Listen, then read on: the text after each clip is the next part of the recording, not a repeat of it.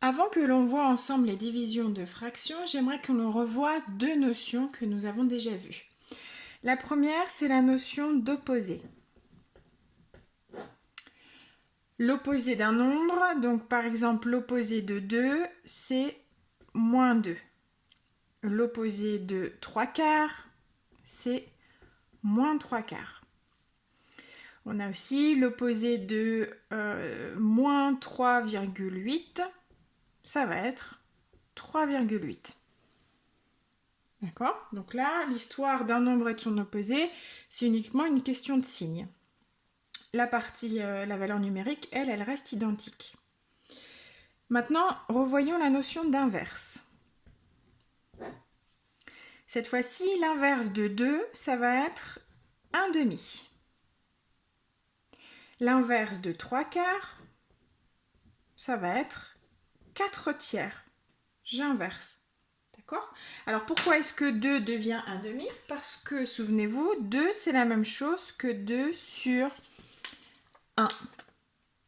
D'accord? Donc si j'inverse, ça devient 1 demi. L'inverse de 3 quarts, c'est 4 tiers. L'inverse de moins 3,8, si je reprends les exemples dessus, ce sera moins 1 sur 3,8. Tout simplement. Donc là, il faut bien avoir en tête que l'opposé, eh bien, il y a le signe qui va changer. Alors que dans l'inverse, le signe reste identique. Par contre, j'inverse. D'accord? Lorsque j'ai l'inverse et que je vais vouloir le multiplier avec le nombre, je vais obtenir 1. Alors, voyons ce qui se passe ici. 2 fois 1 demi.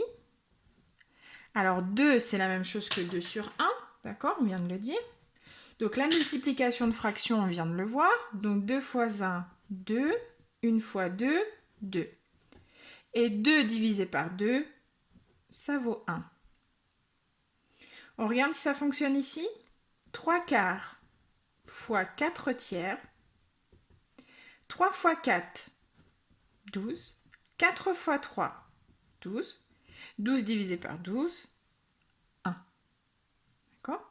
Ça fonctionne aussi ici. Hein? Moins 3,8 fois 1 sur moins 3,8.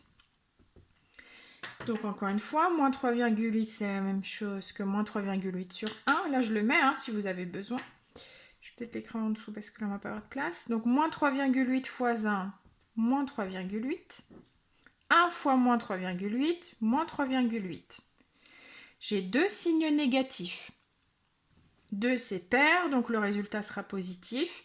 Et ensuite 3,8 divisé par 3,8, ça vaut 1. Voilà. Donc les opposés, ça m'était utile lorsque je voulais additionner et obtenir un résultat nul. Les inverses, ça va m'être utile lorsque je vais vouloir multiplier et obtenir un résultat qui vaudra 1. Voilà, donc opposé, on change le signe. Inverse, on inverse. Et quand je multiplie le nombre et son inverse, ça me permettra d'obtenir 1. C'est compris ?